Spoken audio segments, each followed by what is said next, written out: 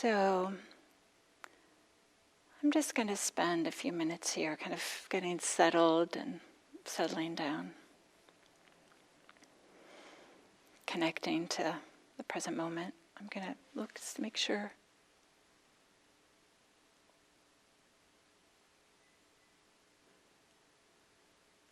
Oh, so some people are saying they hear two voices. This I don't know about. Can some other people weigh in?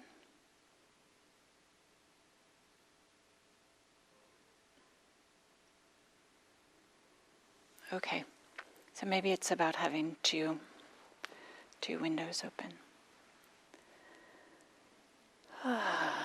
Just arriving here.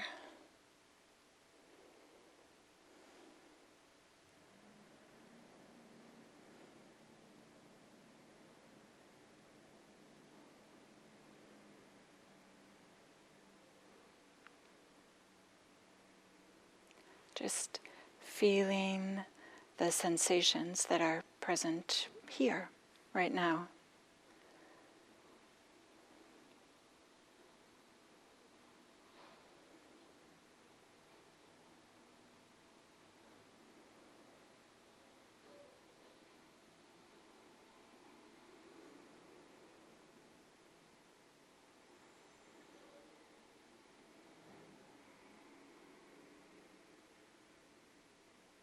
Those sensations may be the pressure of the chair or cushion against your body.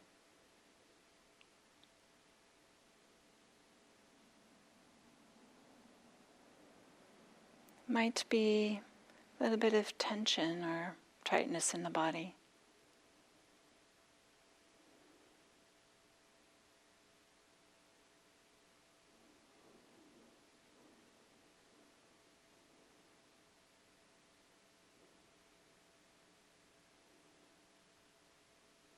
Whatever it is, can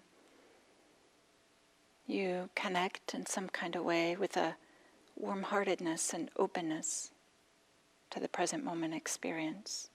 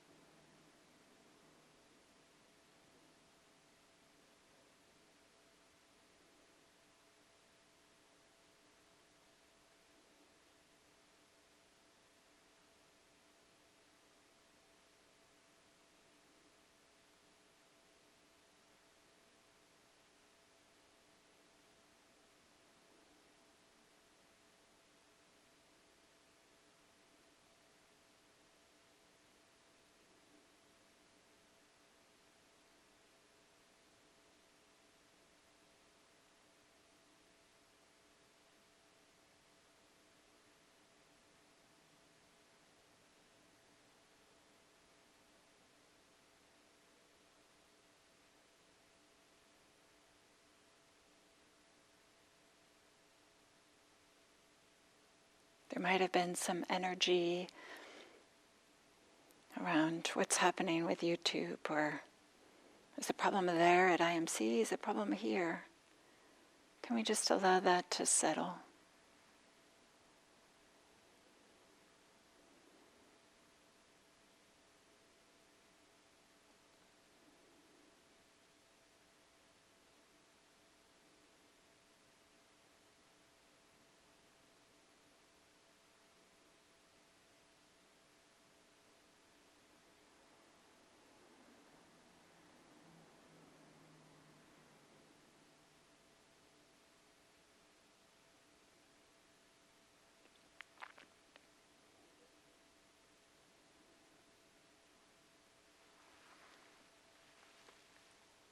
And then we'll end this very short meditation with an invitation to connect with the felt experience of being here now, accompanying me and trying to figure out all what needs to be figured out here.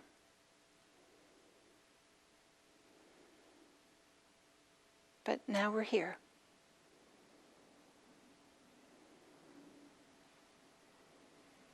So may the way in which we together, I felt like it was together, worked to solve this. Maybe this can be a way and an attitude we can take. So many things in our experience where recognize that there is support, and together some patience and kindness, warm-heartedness, things can work out, can find a way. Maybe it's not exactly the way we were imagining, but together we can find a way forward.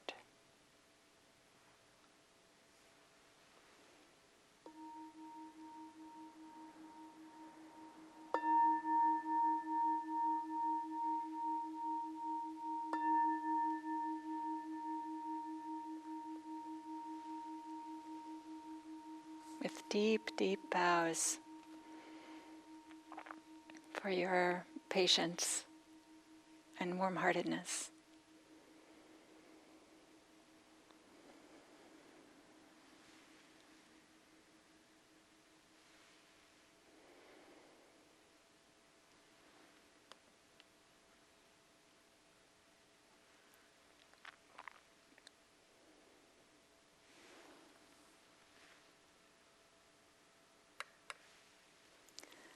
So, good morning.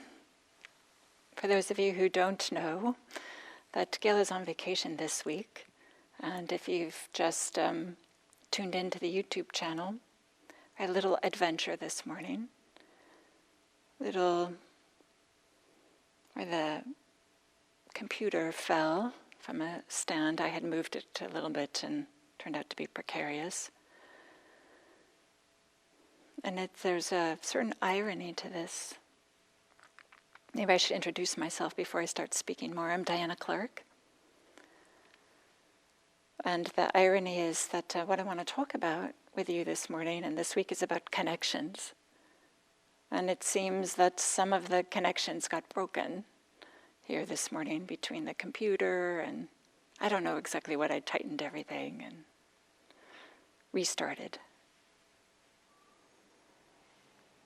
I'm sure there's a lesson in there, right? Just restart, begin again.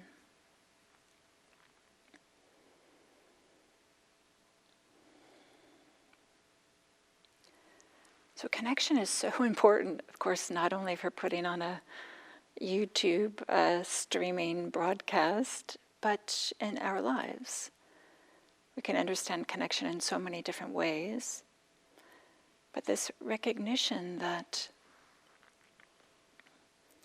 all of us want to feel connected in some kind of way, maybe different degrees of connection or different ways of connection, but all of us would like to feel connected. And for those of you who participated in this retreat that just ended, part of the design of the retreat was to help enable this connection, having this recognition that it can be nice to talk with others. It can be nice to connect on the chat here. I felt supported by you all while I was trying to figure this out. And some researchers would say that having some connections with others, connections with ourselves, is part of a fundamental human need. It's a basic part of how we're wired. And certainly having connections, and I'm using this word connection really broadly, and my intention is to unpack it through the upcoming days.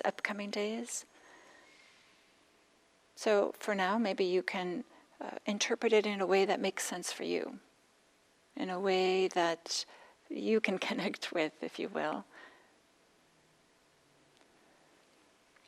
But having a connection, a relationship, an intimacy with, a familiarity with, a touching with, onto, or with, can be tied with a sense of meaning to our lives.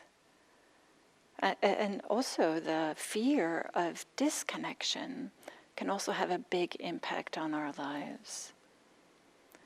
Not to mention some disconnections we might have already had, experienced, the impact that those might have on our lives.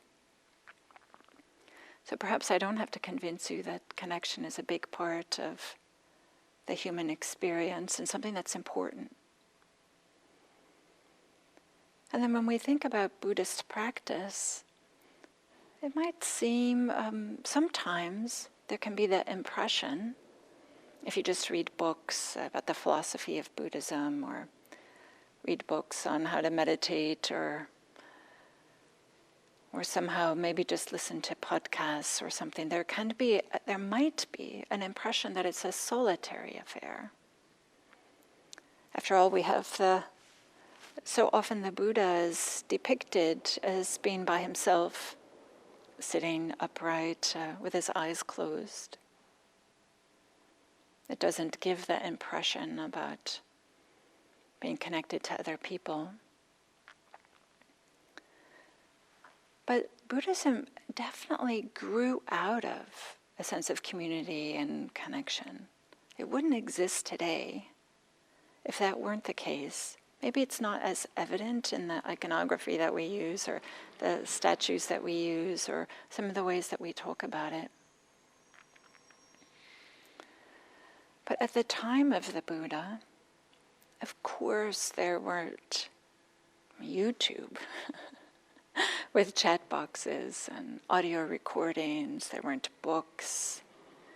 The only way that people had access to the Dharma, to the teachings of the Buddha, was through other people, was through their relationships with other people, either hearing other people speak, or hearing the Buddha himself give talks. And the Buddha recognized the importance of this, and we don't hear about it so much perhaps in Dharma talks, but there's a tremendous amount of teachings, and maybe I'll just leave the teachings about creating a monastic order that is a community of practitioners, with this recognition that it's within community that we can really learn about the Dharma, we can learn from each other, we can learn about ourselves, the way we get reflected back from others, or the way we respond to others, or whatever it might be. So inherent in this Buddhism that we have inherited is the sense of community and connecting to others. For me, I feel it's touching to think about this, that it wasn't these cold, isolated teachings, but it was people getting together, talking, sharing, listening, that helped preserve Buddhism and the monastic order for thousands of years. And we are part of this.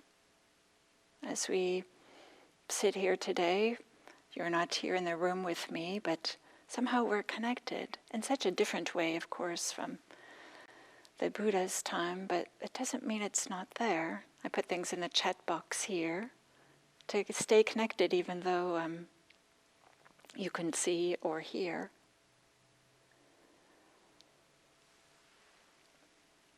So of course connection is part of how Buddhism comes to us, but it's also inherent in the practice and what we actually do with these teachings. Some of you may be familiar that the Buddha placed a tremendous emphasis on the company we keep, on with whom we associate, and recognizing the importance of our relationships and the communities. And to quote something attributed to the Buddha, says, "I do not see even a single thing that so causes wholesome qualities to arise as good friendship." So recognizing the role of friendship. And then there's lots of other teachings that explore, well, what does that mean, good friendship? I won't go into this now. I'll unpack that a little bit in the ensuing days. But the Buddha recognizing how much we need one another. And the importance of wholesome qualities, I think what we're all trying to develop here. So, wholesome qualities including a connection to ourselves, connection to others. It's also preserved in the teachings, the Buddha saying, just as the dawn is the precursor for the arising of the sun, so too, having a good friend is the precursor for developing the Noble Eightfold Path. Some of you may recognize that the Noble Eightfold Path is one of the primary teachings that the Buddha offered as the path to liberation. So having connections with others in all its myriad of forms, in all of its degree of intensities and intimacies, whether it's physical or whether it's through words that we read or YouTube things that we watch, is a precursor, is really a tremendous support for cultivating and developing these qualities that help us for liberation. But of course, it's not only connection with other people that is a big support for practice. It's a connection to ourselves. That's a big part of practice. In fact, we might even say that mindfulness practice, in some ways, could be understood as a way of connecting to ourselves, connecting to our experience, whether that's our mental experience or our physical experience. For those of you who are familiar with some of the teachings, you'll know that there's an emphasis on mindfulness in general, including mindfulness of the body. Feeling here, the felt experience, the here in the present moment. Of course, the body is always in the present moment. So connecting to the body is a way in which we can be here for what's actually happening. We can be aligned with the reality of the moment. The reality of the moment always includes having a body.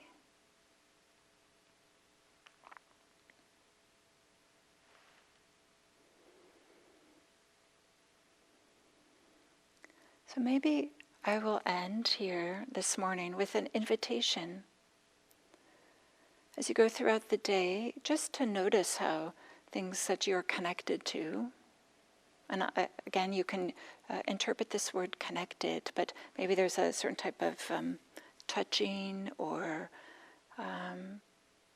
allowing in, whether that's thoughts or ideas through reading or through the news, or maybe it's also physical experience, feeling connected to where you're sitting and what you're sitting, and sensations in the body, emotions or thoughts. But just an invitation. What are the things that you're connected to? How does that support you? Or maybe it doesn't support you, some of the things. And not only that, maybe there's a different degree of connection. Maybe there's sometimes you feel really connected to, and maybe some things not so much. And with a recognition that all of us have different needs, different preferences, and the ways in which we connect to others, connect to ourselves. There doesn't have to be one right way. But the encouragement here is to just be curious about the things that you connect to. And to have a warm-hearted curiosity without a sense that things should be different or have to be different, or just an exploration, curiosity.